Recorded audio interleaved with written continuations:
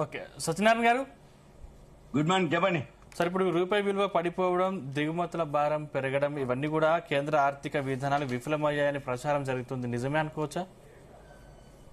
అవును, డాలర్ ఇప్పుడు 100 రూపాయల దగ్గరలోకి వచ్చేసింది. 96 రూపాయలు ఆల్ టైమ్ లోకి రావడం జరిగింది. దాంతో గనక 100కి రీచ్ అయిపోయినా, 100 దాటిపోయినా ఇక మామూలుగా ఉండదు పరిస్థితి. ఎలా అంటే ఎప్పుడైతే మనం దిగుమతులు ఏవైతే మెయిన్ చేసుకునేది బంగారము, ముడి చమురు, ఈ గోల్డ్, ముడి చమురు ఇవన్నీ దిగుమతి ఏవైతే మనం అంటే ఆయిల్స్ కూడా అవన్నీ దిగుమతి ఏవైతే చేసుకుంటున్నామో అవి గనక డాలర్ 100 రూపాయలు దాటిపోయిందంటే ఆటోమేటిక్ గా ఇక ట్రాన్స్పోర్ట్ మళ్ళీ ఇంతకుముందు చెప్పినట్టే ట్రాన్స్పోర్ట్ ఉంటది. మళ్ళీ ఏవైతే పెట్రోల్ డీజిల్ ఇంకా పెంచాల్సి వస్తుంది.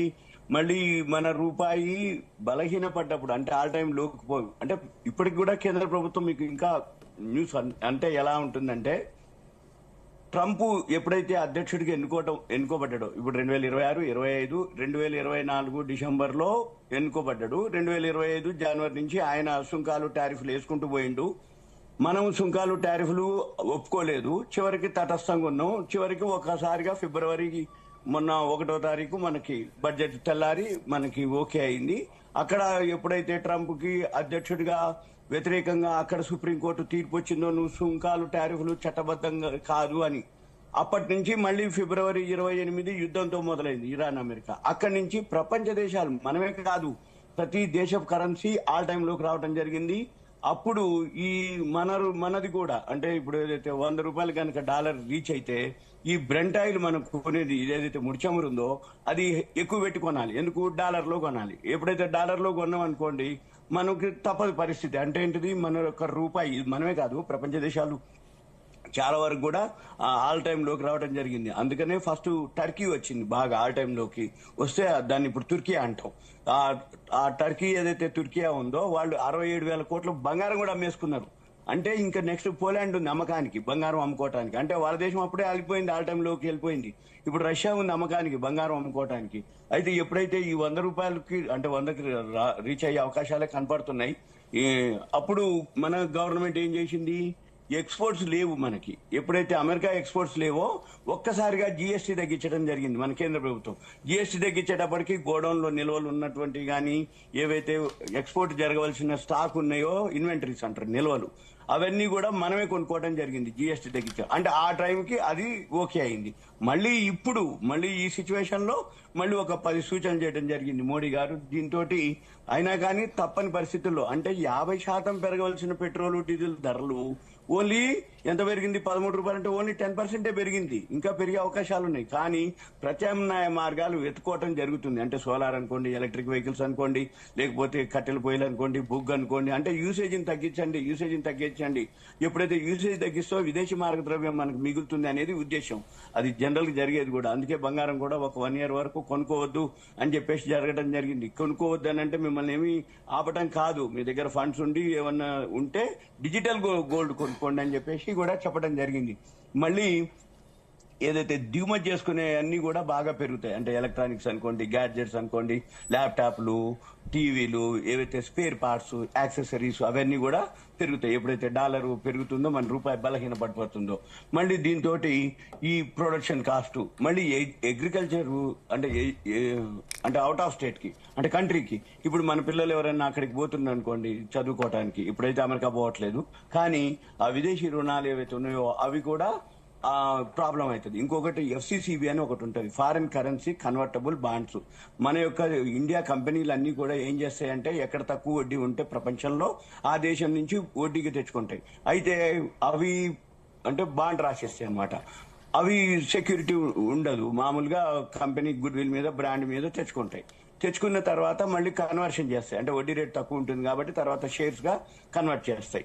ఈ షేర్స్ గా కన్వర్ట్ చేసే టైంలో ఇప్పుడు ఏమైతుందంటే ఆ కంపెనీలకి మళ్ళీ రీపే చేయాలి అని అంటే మళ్ళీ డాలర్లోనే పే చేయాలి. డాలర్ తెచ్చుకుంటే ఆ కంపెనీలకు కొంచెం ఉంటాయి అనమాట ఏదైతే విదేశీ రుణాలు తీసుకుంటారో. అయితే ఇప్పుడు RBI వాళ్ళు ఏవైతే చర్యలు ఉన్నాయో మెయిన్ తీసుకోవడం జరుగుతుంది. ఏమేంటిది, ఈ ఇన్ఫ్లేషన్ పెరుగుతుంది అంటే ద్రవ్యోల్బణం, మనం కొనుక్కునే వస్తువుల యొక్క ధరలు పెరుగుతాయి. అందుకని అప్పుడేంది ఈ రూపాయి పతనాన్ని ఆపడానికి ఏం చేస్తారు వాళ్ళు, రిజర్వ్ బ్యాంక్ ఆఫ్ ఇండియా వాళ్ళు వడ్డీ రేట్లు పెంచుతారు, రెపో రేట్లు పెంచుతారు. మళ్ళీ దీంతో వడ్డీ రేట్లు రెపో రేట్లు కనుక పెరిగితే హోమ్ లోన్లు, కార్ లోన్లు, ఈఎంఐలు పెరుగుతాయి. ఆటోమేటిక్ గా ఆ సెక్టార్ కి సంబంధించినటువంటి ఎప్పుడైతే రియల్ ఎస్టేట్ సెక్టార్ అనుకోండి, ఇప్పటికే అది కుంటుపడిపోయింది. ఇంకా మళ్ళీ కుంటుపడే అవకాశాలు ఉన్నాయి. ఎందుకంటే కొనేవాళ్ళు వడ్డీ రేట్ తక్కువ ఉంటేనే కొనుక్కుంటారు అనమాట. వడ్డీ రేట్ ఎక్కువ ఉండి ముందు మనకే లేదు కానీ ఇంకా తర్వాతనే అని చెప్పేసి ఇవన్నీ ఆలోచిస్తారు.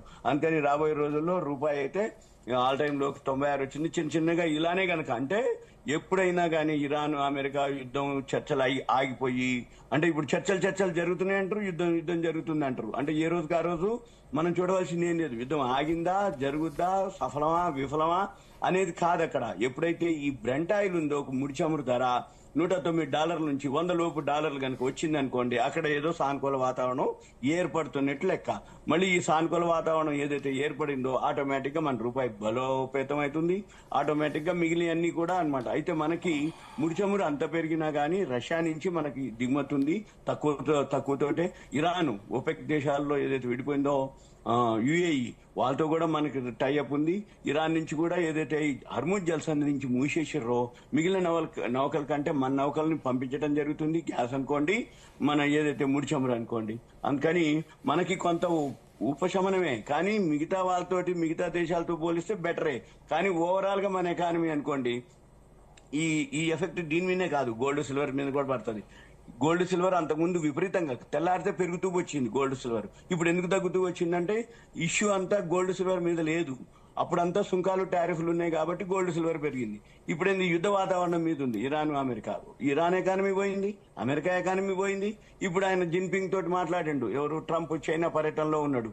ఎప్పుడైతే చైనా పర్యటనలో ఉండో మళ్ళీ వాళ్ళు ఏకాభిప్రాయం వచ్చినట్టు చెప్తారు, హర్ముజ్ జలసంధి ఓపెన్ చేయాలని. మళ్ళీ తైవాన్ మీద కనుక ఏదైనా ఇష్యూ వస్తే మేము ఊకోను అని చెప్పేసి చైనా వాళ్ళు మళ్ళీ ట్రంప్ కు వార్నింగ్ ఇస్తారు. అంటే ఇవన్నీ ఎట్లుండి పైకో యుద్ధం ఏం లేదు అన్నట్టుగానే ఉంటది. మళ్ళీ జరుగుతూనే ఉన్నాయి. అయితే ఇవన్నీ ఎప్పుడు జరుగుతాయి, ఏం జరుగుతాయి, ఎప్పటి వరకు ఉంటుంది అనేది ఇంకా రోజుల కాలం మనం చూడాల్సిందే. ఎప్పుడైనా కానీ బిలో 100 వస్తే, అంటే ఏదైతే ముడి చమురు ఉందో బిలో 100కి రావాలి. అంటే $100 లోపు. ఇప్పుడు $109 ఉంది ఇవాళ. అంటే నిన్నొక్క రోజే 10% పెరిగింది. అంటే ఏం జరుగుతుంది? న్యూస్ ఏమి ఉండదు అక్కడ. ట్రంప్ యుద్ధం లేదంటాడు, ఇరాన్ కూడా మేము చర్చలు అని అంటారు, కానీ చర్చలు జరగవు. కానీ ముడి చమురు మాత్రం $110. మళ్ళీ ఇంకొకటి ఏంటిది, ఇరాన్ లో ఏదైతే నిల్వ పెట్టుకోవడానికి ఉత్పత్తి జరిగినటువంటి ముడి చమురు స్టాక్ పెట్టడానికి అక్కడ వాళ్ళకి ప్లేసే లేదంటారు. నౌకలు కానీ ఇన్వెంటరీస్ అంటే నిల్వలు దాచిపెట్టడానికి కానీ ఏం లేవంటారు అని వాళ్ళు సముద్రంలోనే వదిలిపెడుతుంటారు ముడి చమురుని. మరి ఇన్ని జరిగితే ఎక్కడో దగ్గర చర్చలు జరగాలి, ఆ నౌకలన్నీ బయటకు రావాలి. అప్పుడు ఆటోమేటిక్ గా 100 లోపు గనక ఏదైతే బ్యారెల్ వచ్చేస్తుందో ధర ఆటోమేటిక్ గా అప్పుడు మన మార్కెట్లు అనుకోండి, మిగిలిన మార్కెట్లు అనుకోండి, వరల్డ్ మార్కెట్లు అనుకోండి, అన్ని కూడా ఒక అనిశ్చిత పరిస్థితుల్లోంచి బయటకు వస్తే తప్ప మనం ఇక ఇంతే, ఇక మనం చేయవలసింది ఏంటి అది. రైట్.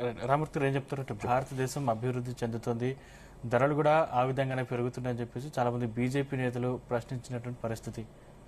నాకు ఊహ తెలిసిన కంచెలు ఇదే మాట వింటున్నాడు, భారతదేశం అభివృద్ధి చెందుతుంది అన్నది. ఇప్పుడు దాదాపు నాకు 45 సంవత్సరాలు. ఈ 45 సంవత్సరాల నుంచి ఇదే మాట వింటున్నా. ముఖ్యంగా ఏంటంటే సామాన్య జనాలకున్న ముందు జాగ్రత్త ప్రభుత్వాలకు లేదు. ఎందుకంటే ముఖ్యంగా సామాన్య జనాలకు కూడా అర్థమయ్యే రీతిలో చెప్తా. చలికాలం వస్తే మనం సామాన్యులు ఏం ఆలోచిస్తామండి? ఒక స్వెటర్ ఉందా లేదా అని చూసుకుంటాం. అదేవిధంగా ఎండాకాలం అయితే మన ఇంట్లో ఉన్నతమైన వాళ్ళు అయితే ఏసీ బాగా నడుస్తుందా, లేకపోతే దాన్ని మళ్ళా కొంచెం రిపేర్ చేయించాలని ఆలోచిస్తారు. దాంతోపాటు కొంత తక్కువ వాళ్ళు అయితే, కొంత మిడిల్ క్లాస్ అయితే నిజాం పరిస్థితి ఏ విధంగా ఉన్నది, ఒక కూలర్ కొనుక్కోవడమా లేకపోతే ఫ్యాన్ బాగా చేయించుకోవడమా ఎట్లా ఉందని చూసుకుంటారు, ముంజాగ్రత్త చూసుకుంటారు. అదేవిధంగా వర్షాకాలం అయితే గొడుగు ఉన్నదా లేదా అన్నది కూడా ఖచ్చితంగా చూసుకుంటారు. ఎందుకంటే దగ్గరకు వస్తుంది అంటేనే. ఎందుకంటే విపత్కరమైన పరిస్థితులు కానీ ఉపద్రవాలు కానీ వచ్చేటప్పుడు దేశం కూడా ఆ విధంగా ఆలోచించాలి. నేను ఎందుకంటే ఇంతకు ముందు కూడా చెప్పిన వాజ్పేయి గురించి, ఎందుకంటే ఆయన హిమ్సెల్ఫ్, ఎందుకంటే ఆయన కూడా